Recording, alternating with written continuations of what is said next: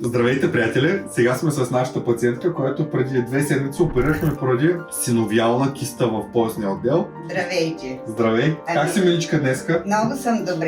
8 месеца бях на 2 ката. Ходих по невролоза няколко пъти, инжекции, обаче никой не ми помогна. Болеше ме кръка, а кръста малко по-малко. Ставам за малко, направя си нещичко и легна пак. Лежах без да мръдна, но докато станех, болката беше неописуема. Много силна болка. Много харчета изпих, много инжекции сложих, нямаше полза никаква. Пратиха ме на мануална терапия да отивам. Срещнах вас и забравих за мануалната терапия. Дойде при мен и какво направихме? Направихме операция. В рамките на една седмица организирахме операция. Толкова, да. Вечерта, като мина опойката и станах, нямам болка. Забравих за болката и справих се. Крака не ме боли и съм щастлива. Има ли нещо страшно от операцията? Не, станах, разходих се и бях спокойна. Аз ако знаех по-рано, че вие ще ме помогнете, нямаше да се тъпча с инжекции и с хач. На двама невролози ходих, цяло лято, 8 месеца, никой не ме упъти към неврохирург.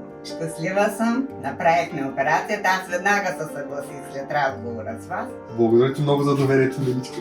Така. И аз благодаря. Не се страхувайте с възрастта, че сте заболели. Търсете спасението при доктор Василев.